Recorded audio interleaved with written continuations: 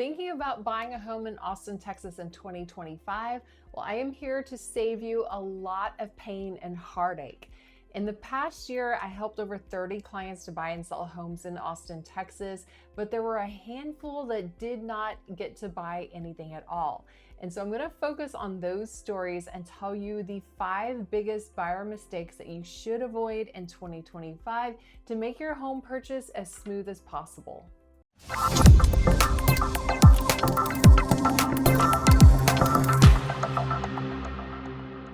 I'm Shannon Mangan. I have been a real estate agent in Austin for over 8 years. And in that time, I've helped over 200 clients. And a lot of the mistakes that I've seen people make are the same mistakes that happen every year, but there's a couple that are kind of unique to our current situation. So we're going to dive down into these 5 mistakes that you definitely want to avoid in 2025. Now, the first one has to do with not understanding the current Austin market.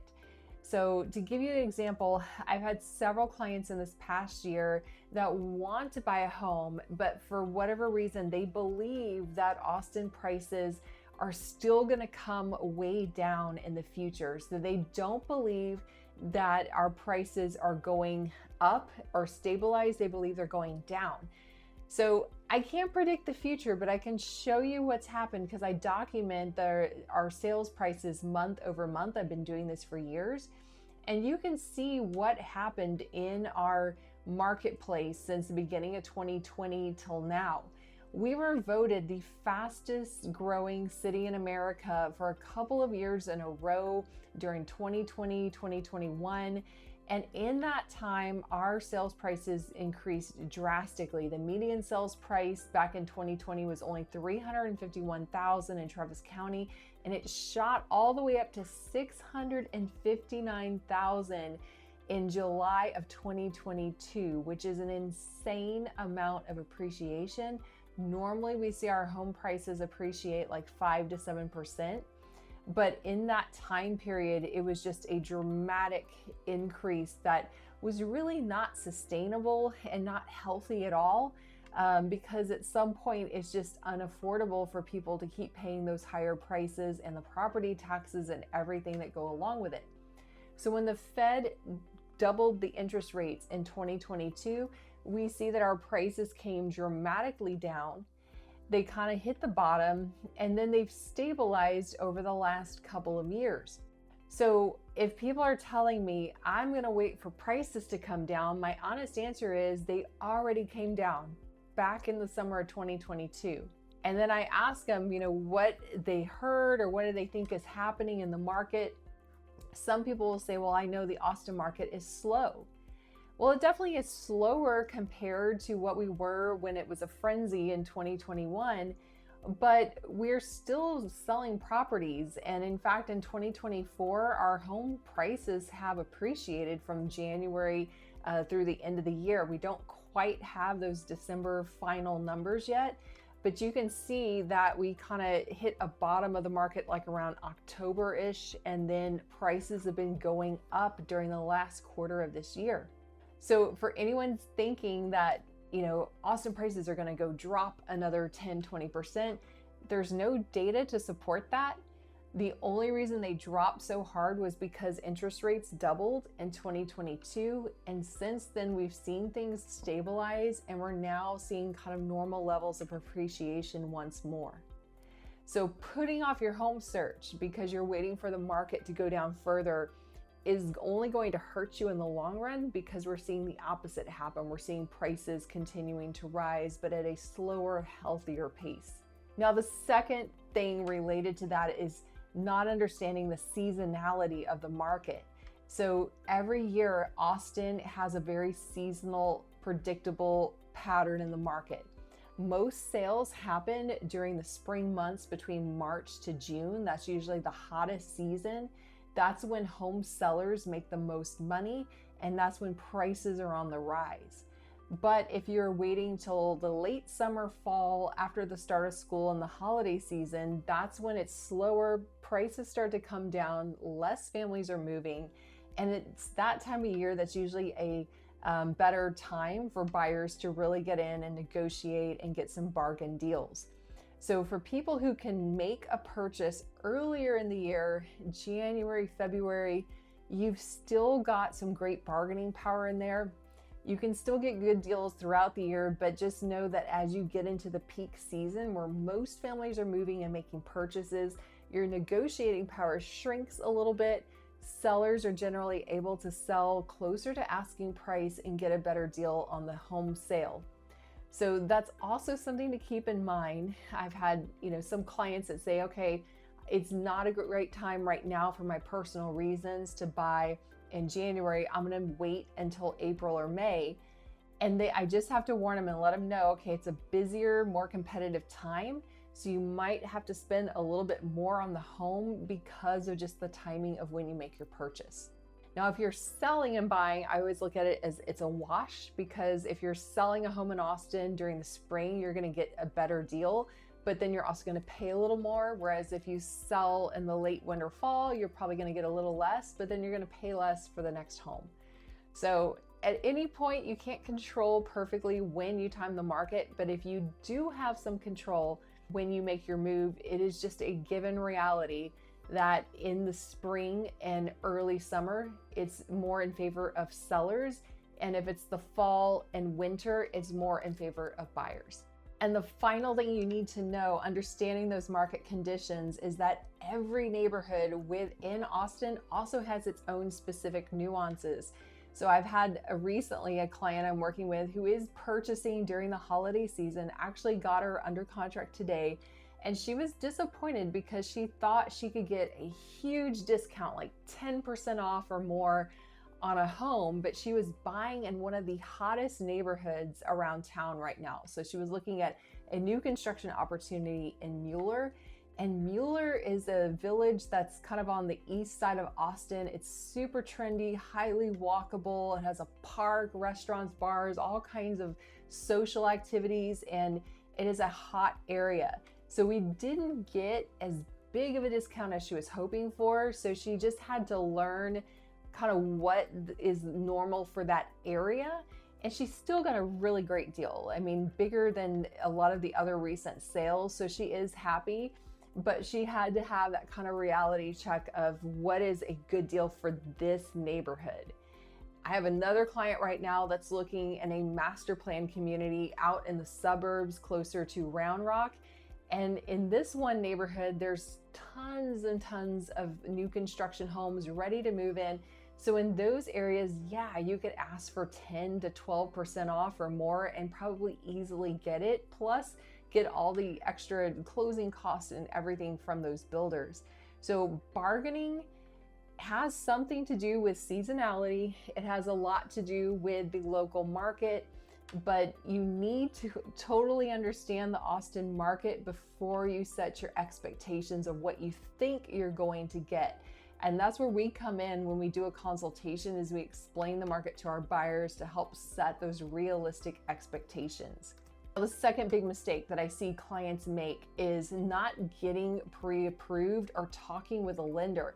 And I really don't understand the hesitancy with this, because it's not harmful to talk with a lender. I look at it as going to a doctor and just getting a checkup and finding out, okay, what do I need to work on? But we've had some clients where they're like, no, we're not ready to talk to a lender, but we want to go look at these houses with you. We want to start exploring communities. And once we find a home, then we'll talk to a lender.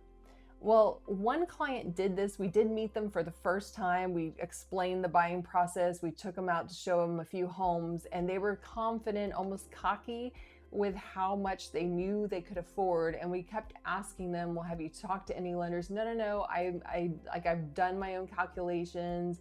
I'm good with finances. So they had in their mind a higher price point than what was the reality. So they fell in love with one home that we saw. They finally decided, okay, we'll talk to a lender.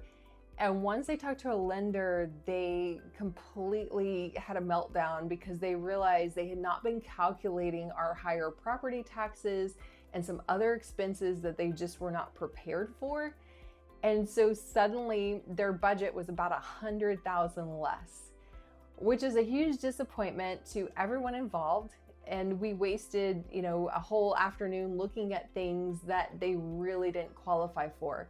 So imagine if we just let them do that for months or so on. It's just a disservice to the client. It's a waste of your time. It's a waste of our time, the seller's time, to have people showing homes that they really can't afford.